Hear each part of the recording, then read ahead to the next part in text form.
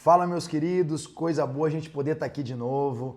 Que dia maravilhoso Deus preparou para nós. Nós estamos nessa exposição da carta de Paulo à igreja de Filipos, né? Chamada Carta de Filipenses. E como nós falamos no capítulo anterior, o capítulo 3, hoje nós queremos andar pelas escrituras e ir para o capítulo 4 para encerrar essa carta.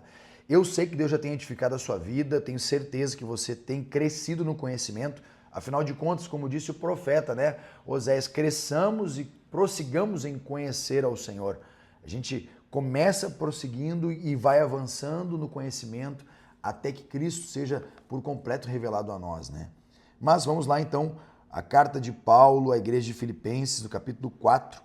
Eu quero, sem delongas aí, começar lendo com você. Verso 1 em diante fala assim: portanto, meus amados e muito queridos irmãos, minha alegria e coroa, estais assim firmes no Senhor, meus amados. Essa primeira saudação do apóstolo Paulo já começa expressando a alegria de um pai, né, em dizer como ele fica feliz em ver que aqueles que ele gerou em Cristo estão firmes. Essa palavra firmes no Senhor, a palavra estequetes, é como uma resolução de um soldado que vai até o final da sua batalha, permanecendo no Senhor.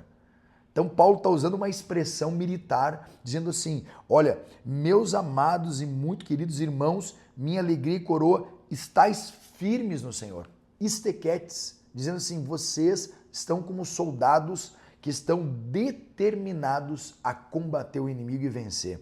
Mas mais do que isso, ele fala assim, a minha alegria e coroa. Essa expressão coroa pode ser tida como diadema ou como estefanos. Se você olhar no original grego, a palavra diadema, essa coroa, lembra os antigos gregos que lutavam por vencer uma competição e recebiam aquela grinalda. Lembra? Com folhas de oliveira, salsinha verde e folhas de louro em volta da sua cabeça. Essa grinalda era a coroa. Esse era um tipo de coroa dada àqueles que venciam um prêmio, ganhavam um prêmio. A segunda coroa, chamada Estefanos, era uma coroa que os hóspedes de uma hospedaria, que seriam tratados, cuidados e receberiam descanso naquele local, recebiam essa coroa. Então Paulo está dizendo, meus queridos irmãos, minha alegria e coroa, no sentido de que o prêmio que eu recebi foi vocês. Ou também o descanso que eu recebi são vocês. Aí ele vai dizer, verso 2, aí eu quero dar um parênteses agora aqui, do verso 2 para frente, que ele vai trazer uma certa exortação. Sabe, queridos, é interessante de perceber que toda igreja tem problemas. Toda igreja. Filipenses não era diferente. Essa igreja também tinha suas devidas problemáticas, né, assim dizendo, e ele começa falando de uma. Ele vai dizer, rogo a Evódia e a Sintique, que sejam da mesma mente no Senhor. Admoesto-te também a ti, meu verdadeiro companheiro, que ajudes essas mulheres que trabalham comigo no Evangelho e também com Clemente e com outros cooperadores cujos nomes estão no livro da vida. Olha só que interessante.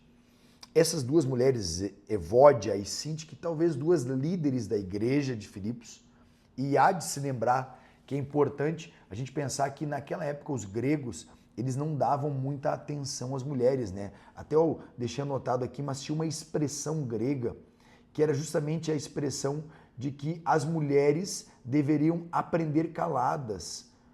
O ideal dos gregos era que a mulher respeitável visse, ouvisse e perguntasse tão pouco como lhe fora possível. Paulo está dizendo, Evódia e Sintique estão perdendo a linha. Ao invés de se preocupar com a igreja de Cristo e com o Senhor da igreja, elas estão se preocupando com causas próprias. Então Paulo levanta esse fiel companheiro. E olha que interessante, esse fiel companheiro, ele pode ser o nome dele, chamado Zitzi, ou também em grego Sísique, ou Sísigo, que pode ser um fiel companheiro, pode ser um nome ou pode ser uma expressão. Então nós não sabemos definitivamente se era um nome chamado Sísigo, Sísides ou Sínzigos, ou se era somente um elogio, um adjetivo, meu fiel companheiro. Independente de qual era o nome desse homem, mas ele tinha uma tarefa. Qual era a tarefa? Criar uma reconexão entre Evódia e Sintique. Por quê, queridos? Porque normalmente quando começam essas brigas internas, elas desestruturam a congregação. Essa coisa de tipo, eu não falo com fulano, não falo com outro, eu não estou bem com meu amigo, com aquele irmão que me feriu. Essas expressões, Paulo para pensar comigo. Paulo para o que ele está construindo sobre uma igreja para cortar o mal pela raiz. Deixa eu te trazer uma rápida orientação. Se hoje você tivesse que ser conhecido, se a sua vida se resumisse a uma só sentença, qual seria essa sentença? Se suponhamos que a sua história passasse por um único foco, um único crivo, um único fato conhecido, qual seria esse? Talvez a história de Clemente seria como pacificador. Clemente, organize essas mulheres. Meu fiel companheiro, ajude essas mulheres. Mas talvez a história de Evódia e Sintique fosse como mulheres briguentas, mulheres que estão trazendo divisão ao corpo de Cristo. Enfim, a exortação aqui, queridos, serve para mim e para você. Não devamos permanecer brigados com os nossos irmãos. A gente precisa, eu e você precisamos estar de paz. Se possível, Paulo escreve isso, se possível, queridos, tem de paz com todos. Né? Ele vai seguir. Regozijai-vos sempre no Senhor, outra vez vos digo, regozijai-vos. Essa palavra regozijai é a palavra alegrai-vos. Ele está dizendo o seguinte, alegrem-se no Senhor. Bom, Filipenses é a carta da alegria e 13 vezes essa palavra alegrem-se ou alegrei-me ou alegrai-vos, ela se apresenta na carta. Das 94 vezes no Novo Testamento, 13 vezes estão contidos aqui dentro, desses 4 capítulos.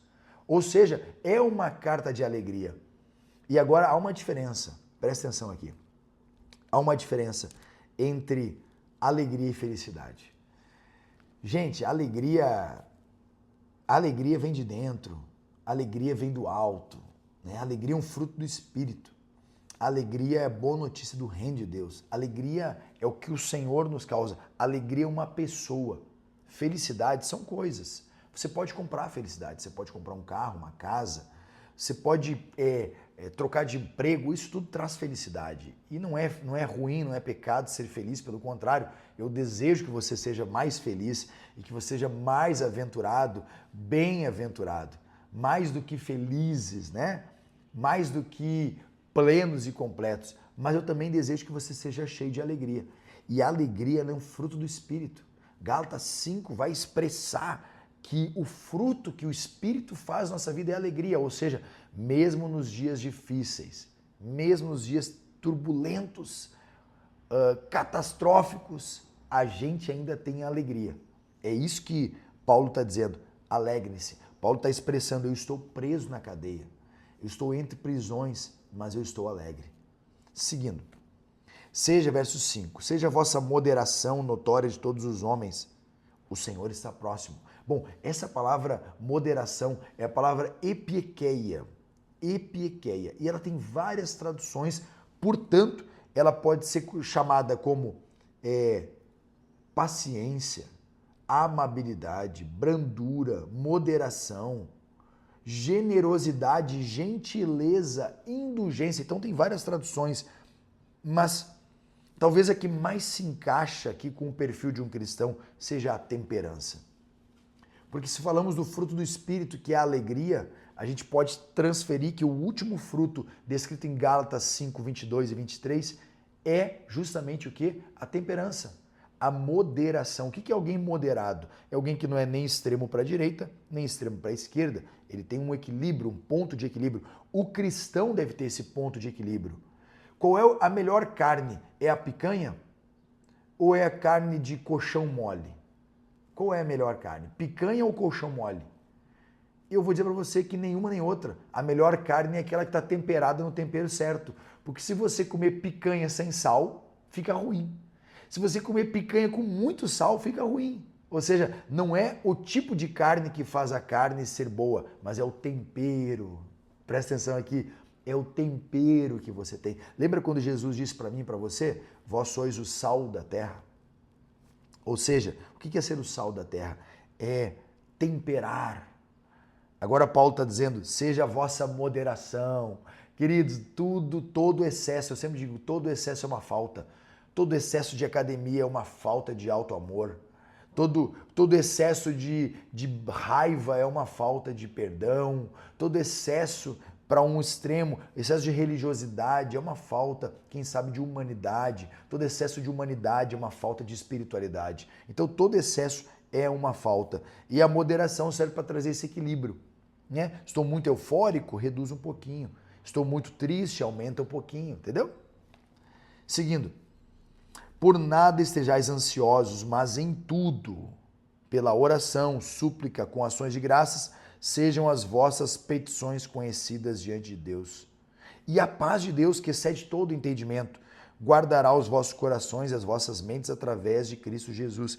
Paulo está dizendo, olha, essa expressão ansiosos, ela tem duas formas de ser colocada. Primeiro, pode ser uma ansiedade. E olha que interessante.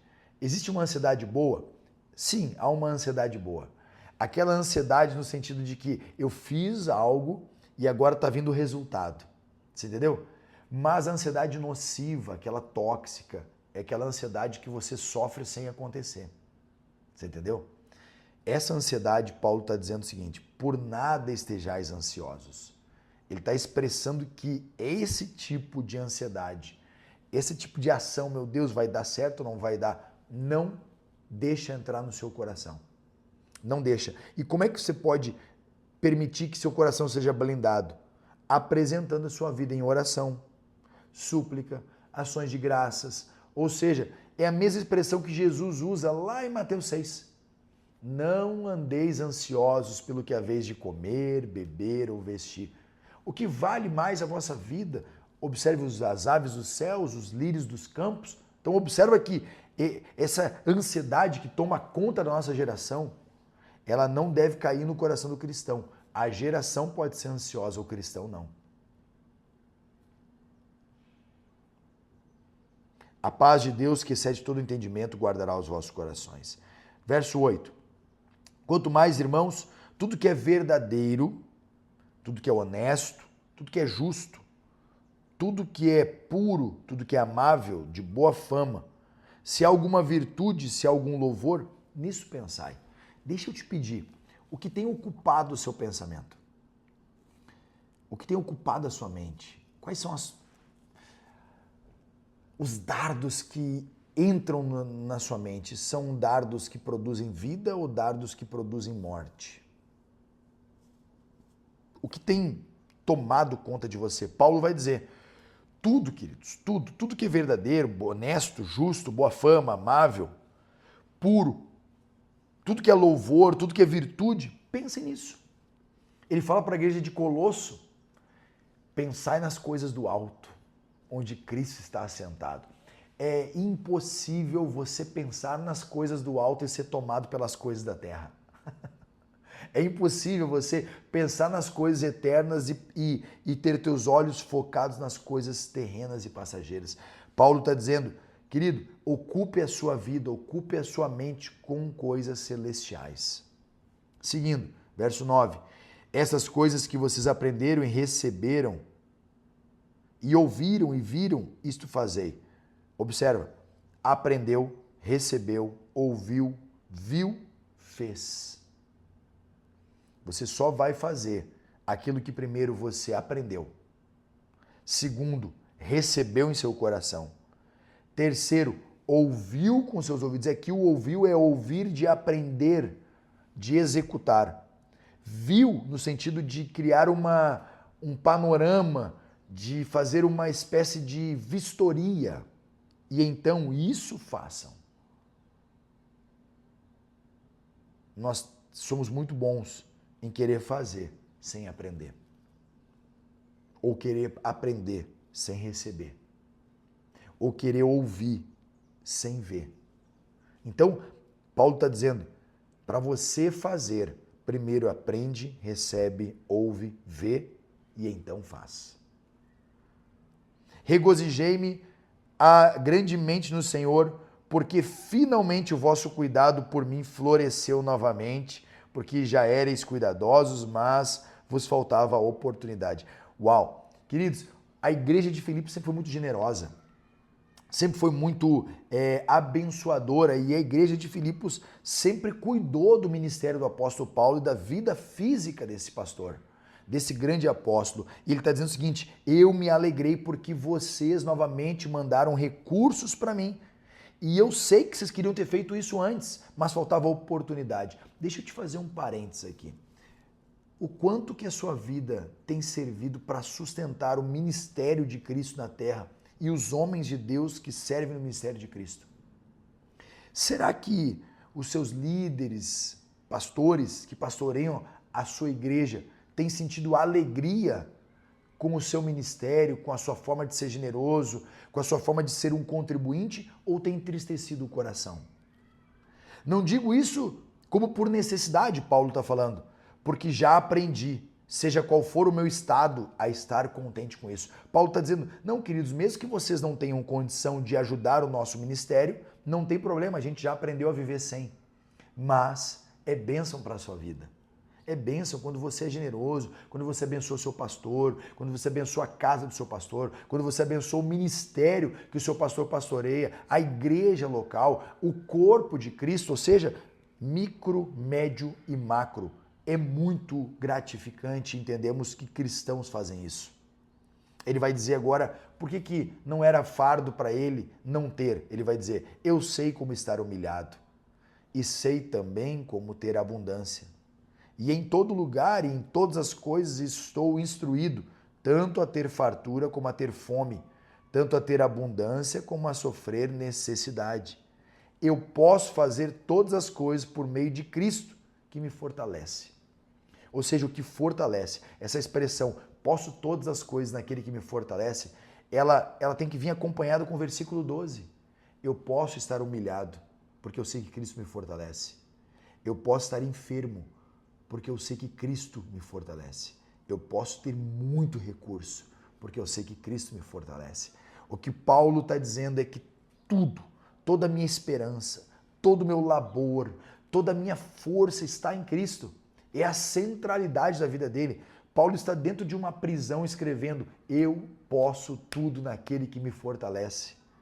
Aí ele vai dizer, todavia, fizeste bem em tomar parte da minha aflição, ou seja, muito obrigado, igreja de Filipe. Vocês, ao perceberem que eu estava aflito, abraçaram a minha causa e disseram, nós estamos juntos, Paulo.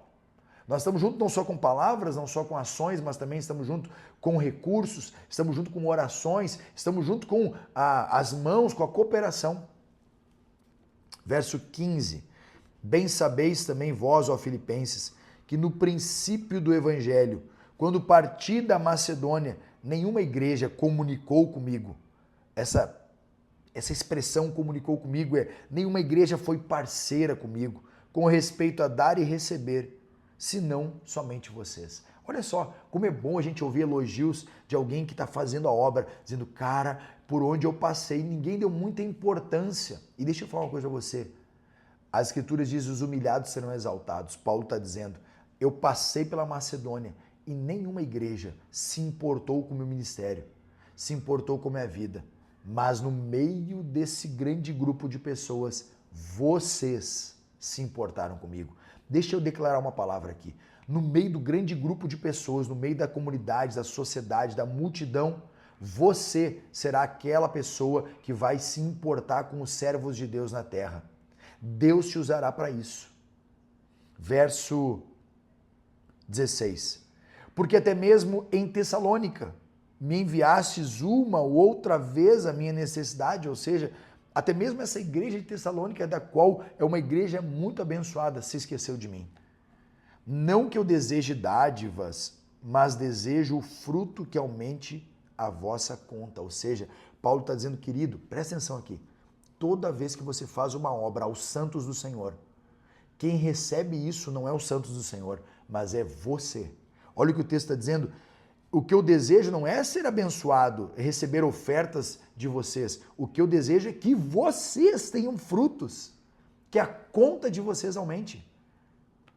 Mas tenho tudo em abundância, cheio estou, depois que recebi de Epafrodito. E aqui, esse cooperador Epafrodito, ele vai dizer, as coisas que me foram enviadas por vós, como cheiro de suavidade, sacrifício aceitável e aprazível a Deus. Paulo está dizendo, o que vocês fazem para mim chega diante do Senhor. Deixa eu liberar essa palavra sobre a tua vida. Tudo que você fizer para os homens de Deus, para os seus pastores, chegará diante do Senhor como cheiro suave de sacrifício aprazível a Deus. E o verso 19, o meu Deus suprirá todas as vossas necessidades, segundo as suas riquezas em glória por Cristo Jesus. Ou seja, à medida que você faz aos santos e à igreja, o nosso Senhor suprirá todas as tuas necessidades. E eu quero, em nome de Jesus, declarar essa palavra aqui. As tuas necessidades serão supridas à medida que você entender o seu papel no reino de Deus. Verso 20, ora, ao nosso Deus e Pai seja a glória para todos sempre. Amém. E as saudações finais. Saudai a todos os santos em Cristo Jesus. Os irmãos que estão comigo vos saudam. Todos os santos vos saudam, mas principalmente os da casa de César. Graça de nosso Senhor Jesus Cristo seja com todos vós. Amém. Olha só, os da casa de César. Quem são a casa de César? Até os guardas que prendiam Paulo se converteram e eles estão mandando saudações à igreja dizendo, gente, aqui a cadeia virou uma grande igreja. A cadeia não é um lugar frio, mas um lugar aquecido pelo Espírito de Deus e nós mandamos saudações para vocês. Sejam vocês abençoados daqui de onde a gente está até a casa de vocês. E eu desejo então encerrar com as saudações finais do apóstolo Paulo, pedindo que Deus abençoe sua vida grandemente. Muito obrigado por essa série de mensagens. Compartilhe com o máximo de pessoas que você puder. Maratone nas outras mensagens. Não deixe para trás o que Deus colocou agora na sua vida. Deus te abençoe.